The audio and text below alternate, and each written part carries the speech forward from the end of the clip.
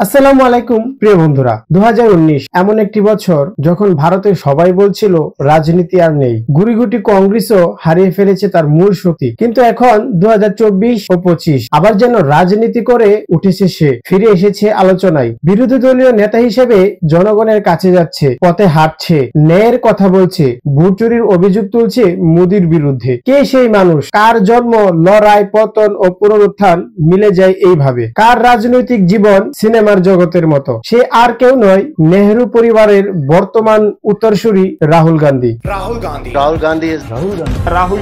আজকের ভিডিওতে আমরা দেখব রাহুল গান্ধীর জন্ম থেকে বর্তমান পর্যন্ত কোথায় গিয়েছিল, কেন হেরেছিল নির্বাচনে বারবার, আর এখন কি করে ফিরে এসেছে, তার সবকিছু। তো চলুন দেরি না করে শুরু করা যাক। রাহুল গান্ধী জন্মগ্রহণ করেন 19 জুন 1970 দিল্লিতে। তার বাবা ছিলেন রাজীব গান্ধী, তার মা সোনিয়া গান্ধী, তার দাদি ইন্দিরা গান্ধী, যারা হচ্ছে নেহেরু পরিবার। ভারতের রাজনীতির এক বিশাল নাম। স্কুল জীবনের শুরুটা এসটি কলম্বাস ডুন স্কুল হলেও পরবর্তীতে রাজনৈতিক কারণে এবং নিরাপত্তা ও পারিবারিক ট্র্যাজেডির কারণে বাসায় শিক্ষক রেখে শুরু করেন হোম স্কুলিং। তারপর পড়াশোনার জন্য পাড়ি জমান বিদেশে। রোলিং কলেজ ফ্লোরিডা থেকে ব্যাচেলর শেষ করেন। ক্যামব্রিজ থেকে এমফিল শেষ করেছেন ডেভেলপমেন্ট স্টাডিজে। 2004 সালে প্রথমবারের মতো রাহুল গান্ধী লোকসভা নির্বাচনে আমেঠি থেকে প্রার্থী হয়, যে জেলা তার বাবা মায়ের পূর্বের জেলা। সেই নির্বাচনে রাহুল গান্ধী জয় পান। এভাবেই চলে যায় কয়েক বছর। তারপর কখনোই রাজনীতি না করতে চাওয়া রাহুল গান্ধী 2013 সালে কংগ্রেসের ভাইস প্রেসিডেন্ট হিসেবে নিয়োগ পান। রাহুল গান্ধীর পারিপার্শ্বিক শক্তি ও সব থেকে বড় ইলেকটোরাল ব্যর্থতা ছিল 2014 সালের সাধারণ নির্বাচন। 2014 সালের সাধারণ নির্বাচনে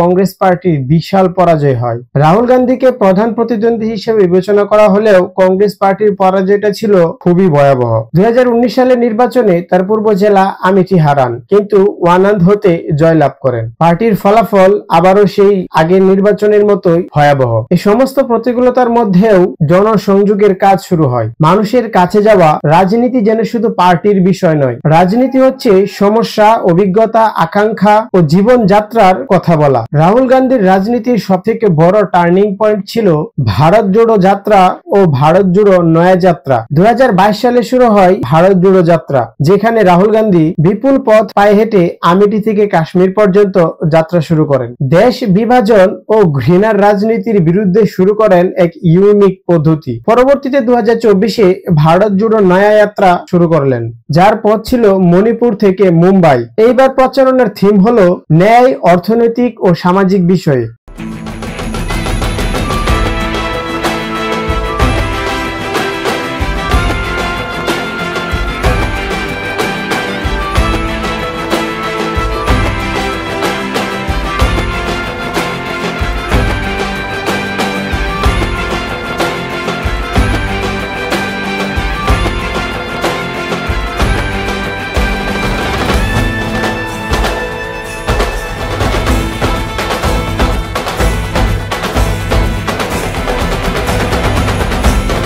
এই যাত্রায় তিনি প্রকাশ করতে চলেছেন কেমন হয় জনভিত্তিক রাজনীতি। যে যাত্রার মধ্যে শব্দ ন্যায় উঠে এসেছে কেন্দ্রে। 2023-এ রাহুল গান্ধী আবার একটি বড় ধাক্কা খায়। 2023 সালে রাহুল গান্ধীর বিরুদ্ধে ডেফিমেশন মামলা করা হয় মোদী সরকারকে চোর বলার অভিযোগে। মার্চ 2023-এ আদালতে দণ্ড পান 2 বছরের জেল। এই মামলার কারণে, এই আদালতের দ্বন্দ্বের কারণে তার মন্ত্রী পরিষদ সদস্য বাতিল হয়। আগস্ট 2023 আদালতের মাধ্যমে তার দোষারোপ বাতিল করা হয়। কনভিকশন সংস্থাগুলো বাতিল করা হয়। এরপর আবার ফিরে আসেন পার্লামেন্টে। বর্তমানে রাহুল গান্ধীর শুরুটা হয় 2024 সালের সাধারণ নির্বাচনে। 2024 সালের সাধারণ নির্বাচনে রাহুল গান্ধী 2টি আসন থেকে লড়াই করেন, রায়বরেলি ও ওয়ানাদ থেকে। উভয় আসনেই জয়লাভ করেন, কিন্তু অবশেষে রায়বরেলি করেন। নির্বাচনের ফলাফল কংগ্রেস পার্টি ও তার মিত্রদের ভালো পারফরমেন্সে আবদারি বদলে যায়। বিরোধী দল হিসেবে কংগ্রেসের শক্তি ফিরে আসে। 2024 জুন মাসে তাকে মনোনয়ন দেওয়া হয় লক্ষ্যীয় বিরোধী দলীয় নেতা,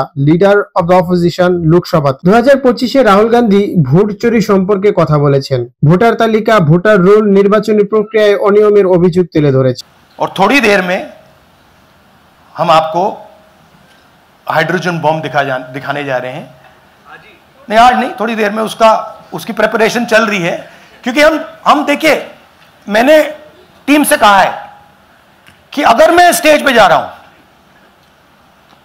ब्लैक एंड व्हाइट प्रूफ नहीं होगा, मैं नहीं जाऊंगा। अगर ब्लैक एंड व्हाइट प्रूफ होगा, जो कोई मतलब उसको निगेट नहीं कर सकता, मैं जाऊंगा। मैं देश के कॉन्स्टिट्यूशन की रक्षा कर रहा हूं, संविधान की रक्षा कर रहा हूं, मैं लोकतंत्र की रक्षा कर रहा हूं, और मैं सच्चाई आपके सामने रख रहा हूं। बहुत बहुत धन्यवाद, नमस्कार, जय हिंद। তার কথায় এটি শুধু রাজনীতির রূপরেখার অংশ নয়, এটা একটা গণতান্ত্রিক সতর্কবার্তা। জনগণের মধ্যে একটা ধারণা তৈরি করেছেন যে নির্বাচনের স্বচ্ছতা জরুরি। এছাড়া সামাজিক ন্যায় অসমতার বিরুদ্ধে বঞ্চিত সম্প্রদায়ের অধিকারের পক্ষে বলেছেন বেশি। যদিও জয় ফিরেছে, কিন্তু চ্যালেঞ্জ ছিল অনেক। বিজেপির শক্তি, মিডিয়ার বিরোধ, আদালতের মামলা, জনমত, পার্টির অভ্যন্তরীণ বিভাজন ইত্যাদি চ্যালেঞ্জ তার সামনে ছিল। আগামী নির্বাচনের দিকে দৃষ্টি আছে। বিধানসভা, রাজ্য পর্যায়ে রাজনীতি যেন শুধু কেন্দ্র নয়, মাঠেও শক্তি তৈরি করতে হবে। যদি ভোট চুরি নিয়ে অভিযোগ ওঠে, তাহলে সেটা বিচারিক আইনি পথ হবে কি সামাজিক আন্দোলনের মাধ্যমে হবে, এই স্ট্র্যাটেজি গুরুত্বপূর্ণ। তো বন্ধুরা, এই রাহুল গান্ধী একসময় যাকে মনে করত মানুষ তার রাজনীতি করার ক্ষমতা নেই, তিনি আর কখনো রাজনীতিতে ফিরবেন না। প্রথমে তিনি তার দাদিকে হারালেন, তারপরে তার বাবা, এরপরে তিনি রাজনীতি করার সিদ্ধান্তই পরিবর্তন করে ফেলেছিলেন। কিন্তু এখন সে ফিরে এসেছে, সে মানুষের কাছে যাচ্ছে, মানুষের কথা শুনছে, বিরোধী দলীয় সরকার হিসেবে তার সর্বোচ্চ ভূমিকা পালন করছে। আপনারা কি ভাবেন, তার এই কামব্যাক কি সত্যিই পরিবর্তন আনবে?